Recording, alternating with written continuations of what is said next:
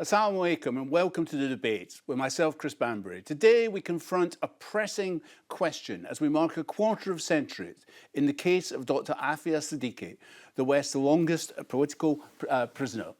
In the aftermath of the 2001 Twin Towers attacks and the ensuing war on terror, she was apprehended following a rendition from Pakistan to Afghanistan. She ultimately wound herself up in a prison in Texas in the United States, known as the Grey Lady of Bagram, prisoner 650. As President Biden leaves office and Donald Trump steps into the Oval Office, there are renewed cries for the clemency to be shown to her. President Biden did, after all, offer a pardon, give a pardon to his son, Hunter Biden. Before we introduce our esteemed guests, let's turn to a report from Noor Mohammed. Dr. Aafia Siddiqui, a Pakistani neuroscientist serving an 86-year sentence in a US prison, remains at the center of a global outcry for justice.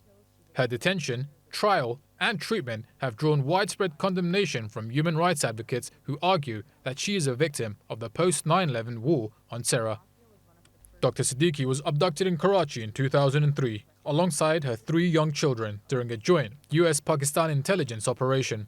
Her case became emblematic of the harsh and controversial measures taken during the war on terror, as she was accused of terrorism and attempting to harm American soldiers in a 2008 incident in Afghanistan. Human rights advocates, including her lawyer, Clive Stafford Smith, have consistently maintained that her conviction is based on flimsy and unreliable evidence. The case is further marred by harrowing allegations regarding her children. Following their abduction, her 6-month-old infant son disappeared and is presumed dead. Her 3-year-old daughter was sent to Afghanistan and placed with an American Christian family, while her 6-year-old son was imprisoned in Kabul and reportedly threatened with death if he revealed his true identity. These actions, carried out in the shadow of the global war on terror, underscore the immense personal cost Dr. Siddiqui and her family have endured. Central to the trial were claims that Dr. Siddiqui possessed bomb-making materials and plans for mass casualty attacks stored in a handbag. However, significant evidence, including the handbag itself, have gone missing. Forensic material such as fingerprints and gunshot residue, often critical in such cases, was also absent, raising serious doubts about the validity of these allegations. Adding to the controversy are reports of severe mistreatment during her detention. Dr. Siddiqui was allegedly held at Bagram prison in Afghanistan, where she endured torture and abuse. Her advocates describe her condition in custody as dire, with her family expressing grave concerns for her well-being. Efforts to secure her release continue, with human rights groups and legal teams pushing for a presidential pardon in the United States. In Pakistan, where she is affectionately referred to as the daughter of the nation, her case remains a deeply emotional and politically charged issue. Advocacy organizations, including CAGE, continue to rally for her freedom, pointing to her plight as a stark reminder of the devastating human cost of the war on terror. Noor Mohammed for Islam Channel News. Joining us from Pakistan is Dr. Fawzia Siddiqui, the sister of Dr. Aafia Siddiqui. Dr. Fawzia is a neurologist specialising in epilepsy research and treatment diagnosis. She's also founder and president of the global Aafia movement. From Washington, we have Dr. Haj Mauri Salal Khan, a writer, poet and human rights advocate. He serves as the director of operations for the Aafia Foundation, a grassroots Muslim-led US-based human rights organisation. From the UK, we have Muzam Beg, a speaker, activist, campaigner, including worker as a senior director for the UK-based human rights NGO Cage International, an author of Enemy Combatant, a shocking first-hand account of one man's year inside the notorious American prison. Muzam has said, and I quote, "Guantanamo Bay was built to house an exclusively Muslim male population. It causes deep distrust in what America says and stands for. Closing it for good and ending this justice is not only possible, but a must." We also welcome Dr. Zania El-Debs, a campaigner for Friends of Aafia Siddiqui. In cooperation with the Aafia movement, she's organised protests, petitions at the White House, multiple awareness events, and recently the documentary Aafia Siddiqui. In the studio, we have Dr. John Rees, a broadcaster, historian, writer and activist. And finally, we're joined by Wasif Mohammed, a qualified solicitor practicing in Greater London, specialising in various areas of law to provide legal services within the region. Dr. Fawzia, can I just ask you, because I think you've not got so much time to join us, but we've gone through some of the details of that case. It's utterly shocking, but we've only really just touched the tip of the iceberg there, haven't we? Yes. Would you like to explain? Well, it's not just about just Aafia or one woman. It's about the horrific, the whole thing from the beginning to the end. It starts with a wrong and it ends in a wrong. Just imagine. You have all these dreams and all this passion to do good in this world and to come back to your country to do something that will make a difference, that will bring you out of the third world into, and then you have these dreams and then you come here and you get abducted. And you get abducted with your 3 little children. I mean, just imagine a mother. I mean, you don't have to do anything else if a mother loses just one child, let alone all her children. That's enough to break her. I mean, there's no worse form of human coercion than taking away little children from their mother. And also, she's been held thousands of miles away in the United States where you cannot directly access and none of the family can. Right. I mean, just imagine baby Suleiman. I mean, there are witnesses that say that he was dropped during the abduction and is presumed dead, but we don't know. There are some that say he was probably picked up and maybe adopted, just like Mariam was forcefully adopted into a Christian family after being abducted and taken miles away.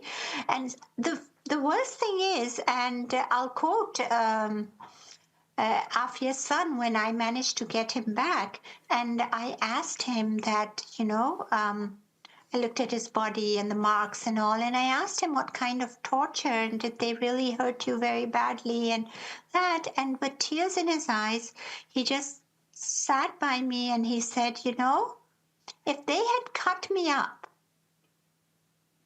and beaten me but left me with my mom, I would never have complained. And what are you hoping for President Joe Biden in his final fortnight in office?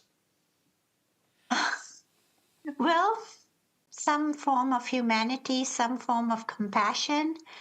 Do the right thing for once. He's pardoned like over 1,500 in a day.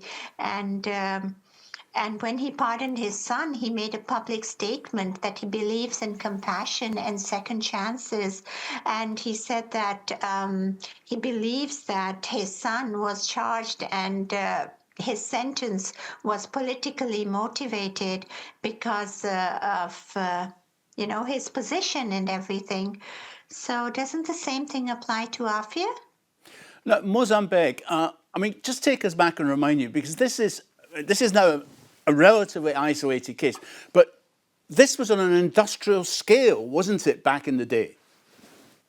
Yeah, look, one of the things we need to remember in all of this is that there are now senior members of the Taliban that have been released, some members of Al-Qaeda that have been released, people who were accused of having carried out acts of violence have been released. I've met some of them in Afghanistan. I've met senior members of the Taliban, the head of intelligence, the head of the interior and beyond. And you have to ask yourself this fundamental question. What did Aafia do that's worse than anybody else here? And the truth is she didn't. She's in prison serving an 86-year sentence for a crime in which she's the only victim. There are no victims in this crime. So when Biden has given pardon to people, he said to people who are not involved in hurting anybody. Well, Aafia hurt no one, but she was terribly hurt. And one of the things I've done when I've gone back to Afghanistan with my lawyer, who I first met in Guantanamo, amazingly, Clive Stafford Smith, is to walk back into those very cells where I used to hear the sounds of a woman screaming that may have been Aafia or not, but certainly we've got testimony from prisoner after prisoner, including the person who now is the governor of Panjshir. So all of these people who were literally in prison with Aafia are now in positions of power, which is really good in a sense that at least they've helped to facilitate us to be able to go back and find testimony and investigate the places where Aafia was terribly brutalized. But the question must remain, and the judges that are looking at the cases again, and Biden must look at, what did Aafia do for her to lose her children, for her to lose her honor, for her to lose her freedom, for her to lose the entirety of her life? And then the series of lies that were put out about her. In the report said just before this, that she was accused of planning to bomb a place or planning to poison wells and so forth. And we've spoken to the governors. I've been back into the police station where she's accused of having carried out these attempted crimes, and spoken to police officers who said nothing of the sort. There were no weapons on her. There was no list. There was no target that she was going after. So the lies has been compounded that we've been told about Aafia's case. Even the idea of being a neuroscientist, what does that mean? Of somebody who studies the brain. But at the time, they presented this as she's some kind of wild, crazy, insane Al-Qaeda nuclear scientist who's about to blow you up. That's the sort of compounded lies that has kept people like Aafia, kept Aafia in prison, because as you said, this is a unique case. Out of all of the hundreds of men, Aafia's case has been the worst by far. Now, can I ask you, El Hajj Murray's Salal Khan, you're joining us from Washington. I mean, this is a unique case, but it also speaks volumes about justice in what's supposedly the land of the free, does it not? Indeed, it does. And let me begin with a small correction. I am not a doctor, just El Hajj Murray Salal Khan. But thank you for the invitation to be a part of this very important conversation. Was it Winston Churchill who said, during times of war, the truth is so precious that it must be attended by a bodyguard of lies? Was it him who said these words, echoed by a number of other politicians over the generations since? This is a case that, in the words of the late Ramsey Clark, one of the most consequential former attorney generals in U.S. history, during one of the most consequential decades in American history, he said of the case of Aafia Siddiqui, the case of Aafia Siddiqui is the worst case of individual injustice I have ever witnessed. Now, when Ramsey Clark said these words, he was nearing the end of his life, a long, very fruitful life in which he became this internationally renowned icon after he left the government. And when he said these words, I was in his presence. We were together in Texas. And they resonated deeply with me because of all the cases and issues I have been involved in all over the years, over about 4 decades. This one has been the worst of the worst of the worst. This is the first case that when the jury came back with a finding of guilty, it brought me to tears. So yes, this case involving Aafia Siddiqui is a case that screams injustice. Okay, can I turn to Zania El-Debs also? Zania, can you just tell us what the campaign you've been organising? I understand you've organised protests at the White House and various other venues. Yes, thank you very much for inviting me today. Actually, we started 11 years ago as the Friends of Aafia in the UK and got in contact with El Hajj Murray Salal Khan and Dr. Fawzia. And what we actually organized was a petition at the White House website, not in the White House itself. And that was the first attempt to do something. And thank God we reached 100,000 signatures at the time, which was in 1 month, which was quite a feat. Only 1% of petitions reached that goal. But the sad thing was that after a year, the White House replied to us a year later that they couldn't do anything about the case. The other significant thing we did as the Friends of Aafia is when that was the case started in 2003 when Aafia was abducted. And then by that time, when we started in 2011, not many people were talking about it anymore, except in Pakistan. And at that time, we started reviving the awareness in the UK and other countries, going to protests at the consulate generals in London of Pakistan and of the United States in London and Manchester, Bradford and Birmingham. So we started talking, raising awareness events, especially we had ladies especially who were interested in the case. And Yvonne Ridley came, Al-Hajj Mawli Salah Khan visited us in the UK. Over the years, we tried to do many things. We were involved in the petition campaign 8 years ago when it was the change, when Obama was able to maybe pardon Aafia, but nothing happened at the time. So we tried to do lots of awareness throughout the time and throughout the years. Okay, And lately, yes. John Rees, could just return to, because this is a case outstanding for the war against terror. It's unusual now, given the length of time that's passed. It wasn't unusual then. Rendition, waterboard, I could go through the list.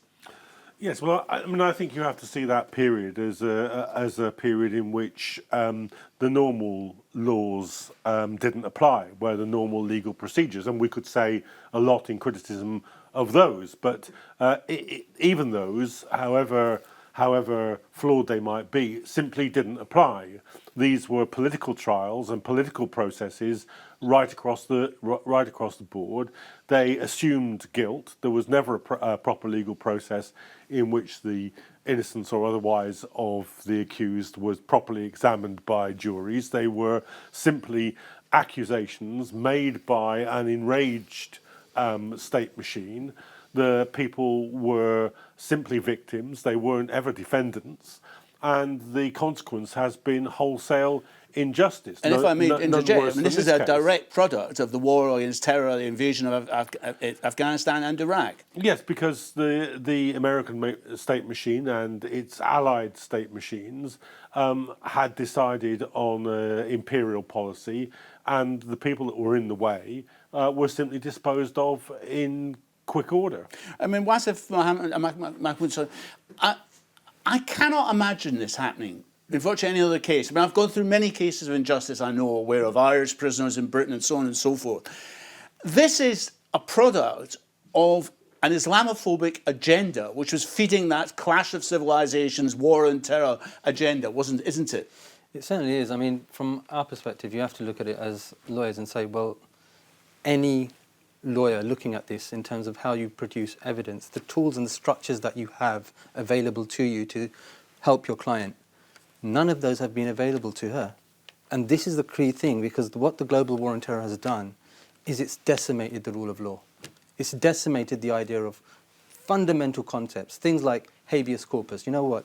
This is the reason why we have law, to make sure that you can accept where you are and people can see the rules and regulations that let you do that. And the Military Commission Act of 2006, which effectively says enemy combatants, that's just other words that we're now trying to use to cover up. What does it actually mean? Kidnap. That's what it means.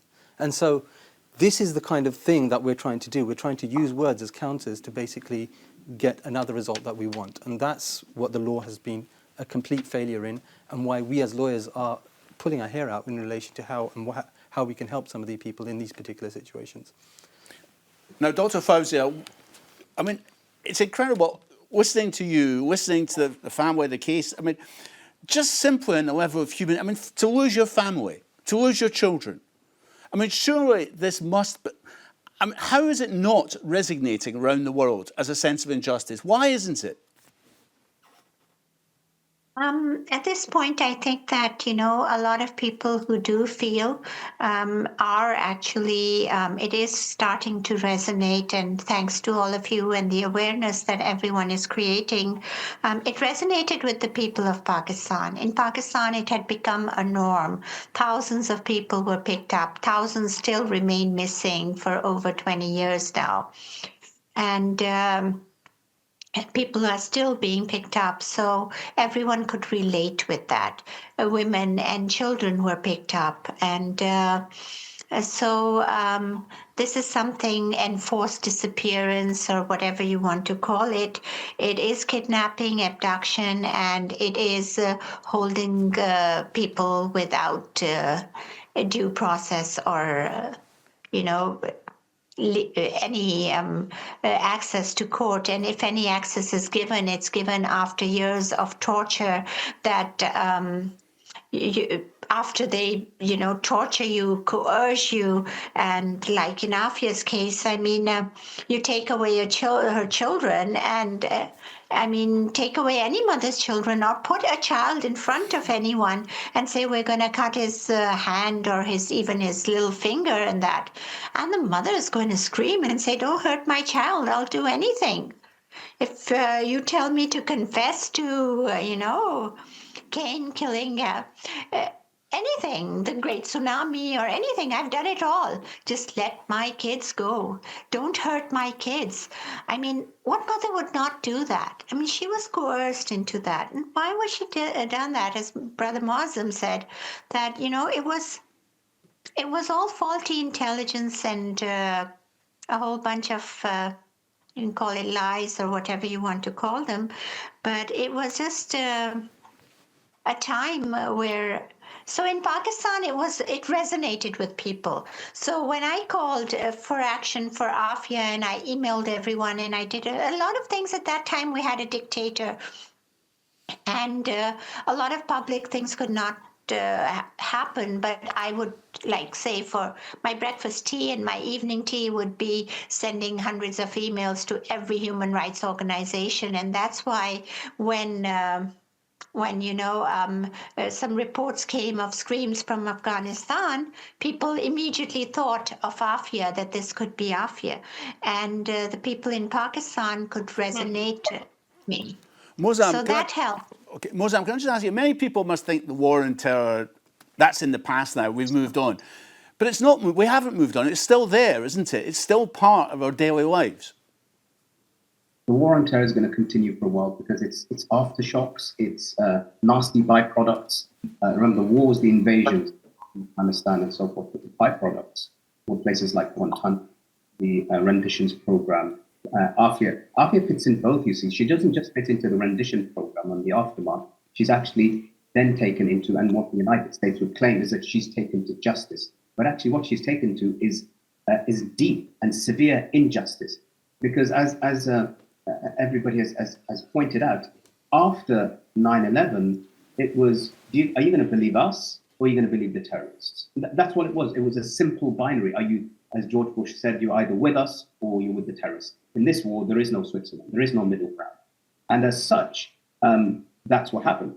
But the consequences of the war on terror, the Islamophobia that's come as a result of it, and the language of the war on terror, right across the board, whether it's the Uyghurs in East Turkestan, whether what's happened recently in Syria with the uncovering of the prisoners who were sent by the Bush government to the Assad regime for the renditions program, part of the case that we've been working on also. It's all connected. And the outsourcing of the torture program. This is something that we've documented deeply. And okay, Moza, I'm sorry, I'm just going to have to step in. We have to take a break now, but please join us again after that break. We'll continue to discuss the terrible plight of Dr. Aafia Siddiqui.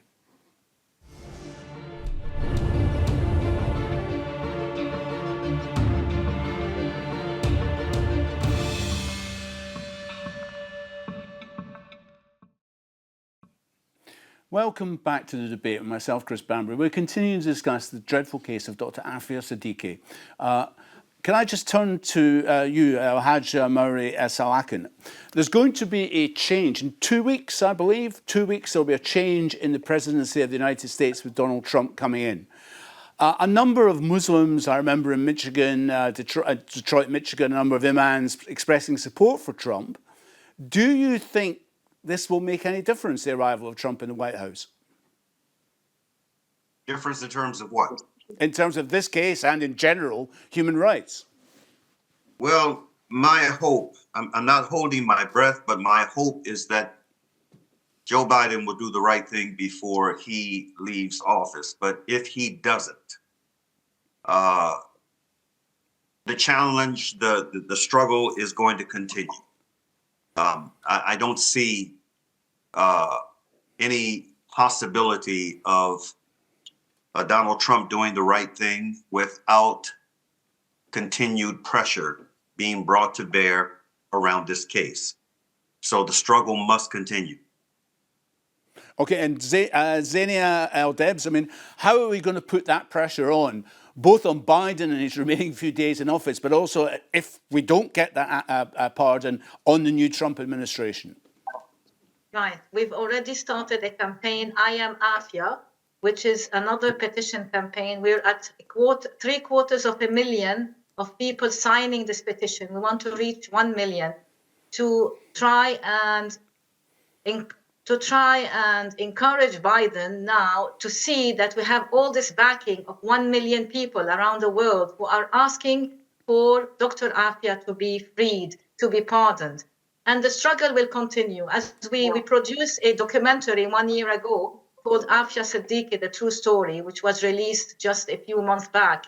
And that has helped a lot in raising awareness about her story, because you never used to hear the full story from when she was born till today. And this gives a real footage and rare footage of what happened truly throughout her life. And this has helped raise a lot of awareness around the world, thankfully. And we will continue the struggle. We have lots more people now, social influencers on all the social media. We have so many people around the world who love her, who are getting to know her in many languages, many countries. So the struggle will continue. We will not stop. John Race, I mean, around the Palestine protests, we've seen a resurgence of Islamophobia. I mean, with people demanding a ban on these demonstrations, calling them hate marches, not just in this country, but across Europe and North America. I mean, that's something which is going to affect this case, is it not? Yes, but I think also the scale of the movement in response to the plight of the people of Palestine will affect it as well, because a lot of the ground that was lost over those arguments was lost during Jeremy Corbyn's leadership of the Labour Party, and was and the opposition to Corbyn was an engine for that kind of language. I think the Palestine Solidarity Movement has been an engine working in the opposite direction. So I think there's definitely a sympathetic audience out there for this case. And, I spent 4 or 5 years running the campaign to free Julian Assange. And what I would say about the experience of that case is you never know how weak the other side is at any given time. You keep pushing, you keep organising, you keep raising the question, you keep mounting the political pressure, but you're never quite sure what the other side is thinking. And the object always in this kind of campaign, I think, is to make it more politically painful for them to continue doing what they're doing than it is politically painful for them to stop doing what they're doing. And that's the aim, to make it such a sensitive issue, such a powerful issue, such an issue with such widespread understanding that they have to begin to do something different. I mean, what if, last week, Paddy Hill with the Birmingham Six died, tragically. I remember I was outside the Old Bailey and he walked free. Muzam is with us once more. Indeed. I mean, there's innumerable cases where, against the odds, we have secured at least a form of justice. I mean, Khalid al-Masri, a German citizen, Abu Zubaydah, these are people that have gone through this entire process, and people have then come back and said, well, actually, we're not going to charge you with anything. So you've come out through this entire process and no one's charged you with anything. What you have to understand is that this global war on terror itself, this is where the real issue was, because of the decimation of the rule of law. And I continue coming to that because it's such an important point. You had, in a mix of this, the bounty program, where basically people were given $250,000 to basically dob in your neighbour, effectively. And then once that was in place, we have General Pervez Musharraf saying in his autobiography, proudly apparently, 50% of the people that were, gone under this particular program and of extra renditions were Pakistanis. When we're proud of that in some way, it's just absolute nonsense in terms of how that then plays out in terms of the rule of law. So there is a structural purpose for what the global war on terror has done in terms of to our ability as lawyers to protect our clients. And then on top of that, you've also got the state coming in and the blurring of this boundary of the separation of powers. It is an absolute travesty. Dr. Fauzi, I'm glad you're still with us. Can I just ask you this? What would be your message to people here in Britain about what they can do to get justice for Aafia? Well, right now, we're focusing on trying to get 1 million signatures on the petition that the Friends of Aafia had launched, the change.org, and that would help during our visit to the United States. And we're hoping to try and get to President Biden, and we could show him that this is not just about one person, but this would be millions of people who will applaud you and who really want this to happen, and it'll be a big fate. So that's one thing. So I would like everyone to try and sign that petition so we can reach our mark. We are at, we only have 250,000 left. Signatures, which is a lot, but even all those that have signed is a lot. As far as I'm concerned, this is more than any one person would actually get. So it shows. And you'll be continuing your campaign, yes? Obviously. Okay, I think she's going. Mozam, can I come back to you? I mean, returning to the point I was making, I mean, it is against the odds, but as John and Wasif pointed out, we have won cases like this, aren't we? We shouldn't be demoralised by this. We should be aware that, sometimes we can get these victories. We can achieve something if we're resilient and determined. Absolutely. Jerry Conlon, who one of the Guildford Four, was a good personal friend of mine, and we have the same lawyer, Gareth Pearce, who represented him, and then she represented me almost 20 years later, which is in relation to the Irish. I knew Paddy Hill very, very well also, and so we have the case of the Birmingham 6, the Guildford Four, in Y7, and we have many other cases of miscarriage of justice, which is what exactly Aafia's the case should be seen as. And sometimes, and I can't stress enough, when we hear people, particularly from law enforcement and politicians, who say, oh no, she's gone through the system, she's been convicted, she's had an appeal process. Well, so did all of these people that we mentioned. And yet there was a corrupt system that kept them in prison. And it's that corruption that we need to bring to the fore. The court was lied to. The evidence presented to the court by Aafia was false. The sentence that Aafia was given is completely disproportionate to what she's accused of, i.e. she's not convicted for terrorism, she's convicted for the attempted murder of American soldiers, which is bizarre because one of these soldiers is supposed to have left the gun lying around and she's supposed to have just picked it up, and there's a round already chambered in there off the safety, and somehow she grabs the gun and she shoots and she misses at point blank range and they return fire. And as I said, the only person harmed in this story is Aafia because she gets 2 bullet wounds in her stomach. And then she's taken off to America and charged with the attempted murder of American soldiers. As I said, I've met people in Afghanistan who killed American soldiers who are now free. So what is it that Aafia has done? And that's what we've got to put in front of Biden, in front of the judges, if this petition doesn't work. This case has to be brought to the fore, has to be broken out.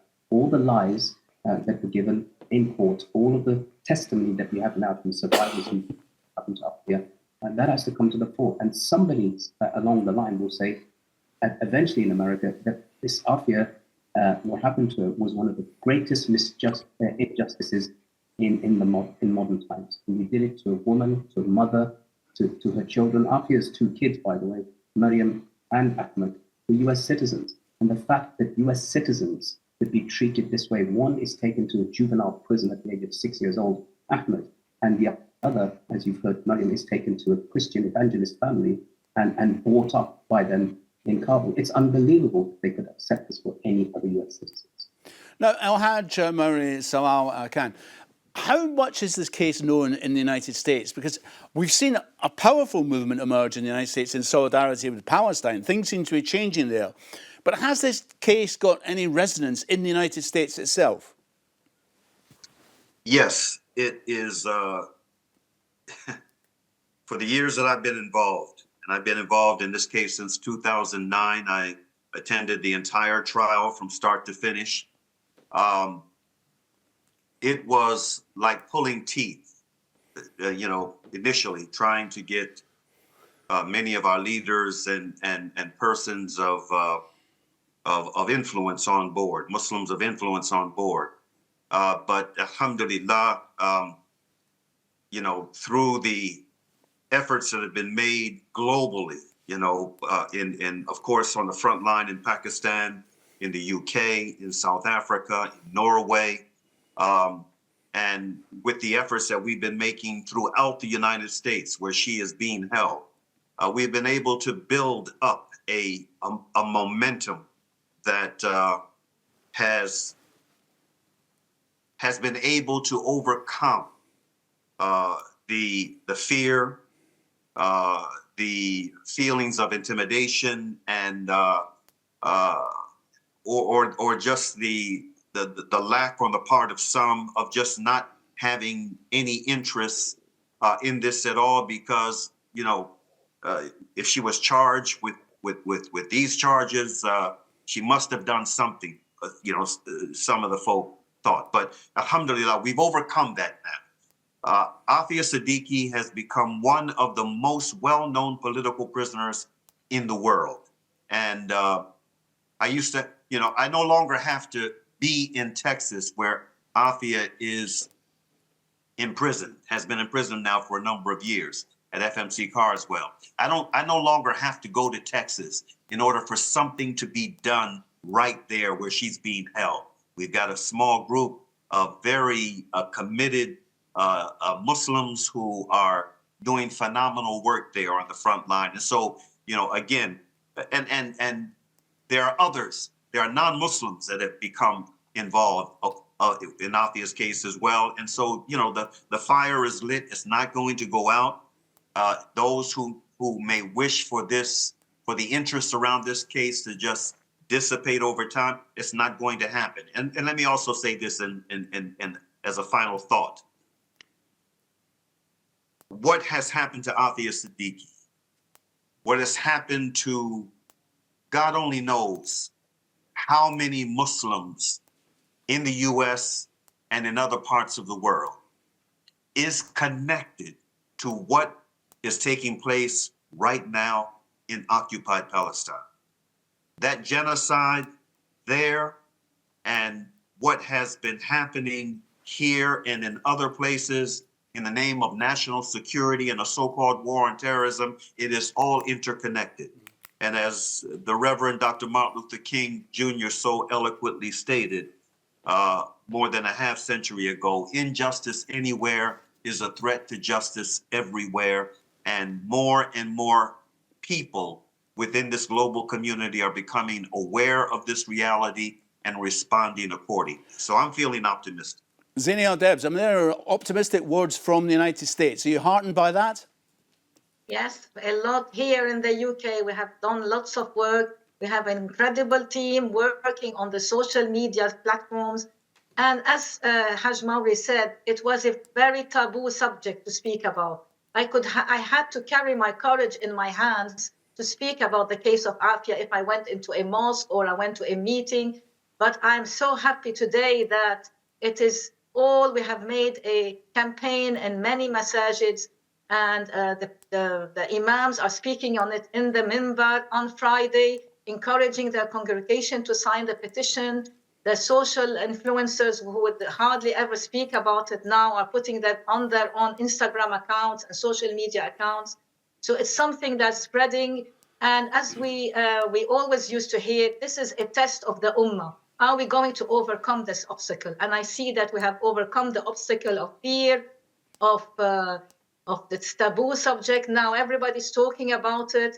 Everybody feels that feeling injustice. It is not confined to just Pakistan or the US. You can find people in the Arab world, in many countries. And what happened in Syria now with the prisons opening and seeing the inside of prisons and how many prisoners, I would never have imagined that this would happen, this liberation in Syria. So I thought Aafia would come back before that, would come out of her prison before that. Okay, but we hope for her freedom very soon. Of course, I'll bring John Lasseter for your thoughts. But we're also seeing the other side of it is people like Elon Musk backing up the far right in Germany and Britain, which is a sinister development.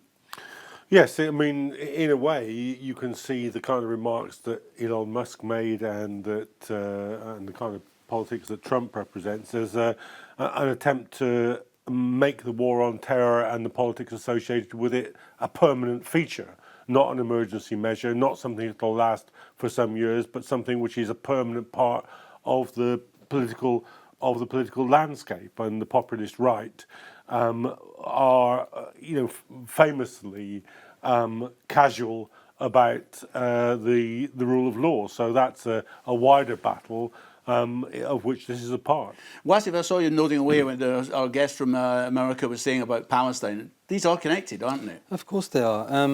And it comes down to the point of exactly what it is that you want to be able to do to get away with what you want to get away with.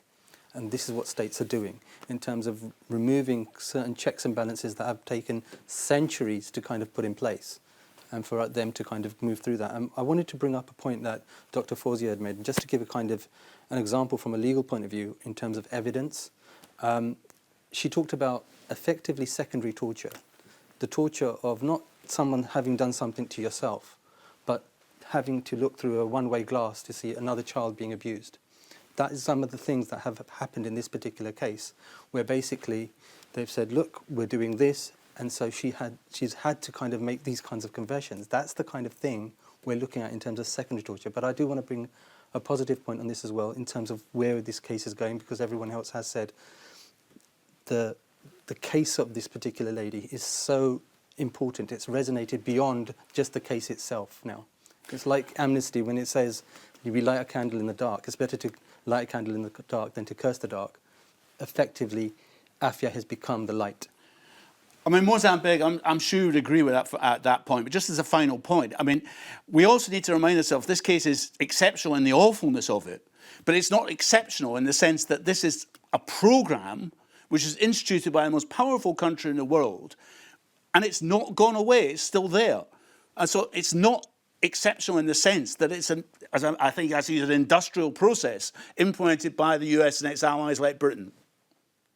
Indeed, industrial is the correct word to use here.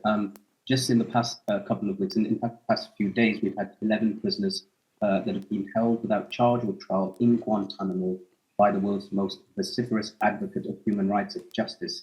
And they're now going to actually live their lives freely for the first time in 23 years. There are still other prisoners left in Guantanamo. There's Abu Zubaydah, who was terribly tortured, who was put in secret detention sites, waterboarded, put in a coffin, naked, sent from Thailand, Poland to Lithuania to Romania, and then to Guantanamo. So he's still there, and as are another 15 others. So Guantanamo remains open. And as long as there are prisoners there held without charge or trial, and that no one has been taken to task for their role from the top legal advisors to the Bush administration, who said that torture, unless it's organ failure or death, then it's not torture, from them to the ranking CIA agent who was carrying out the torture, the precedent that we have from the Nuremberg trials is that you can't get away by saying, I was just doing my job if you're a torturer.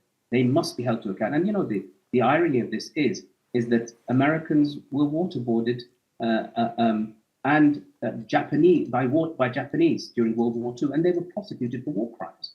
And yet this has happened to people in Guantanamo. And again, Aafia Siddiqui is one of those unfinished cases. We've had some of my best and closest friends who came back home from Guantanamo after 15, 16, 17 years. I meet regularly with people who've been released after 20, 23 years.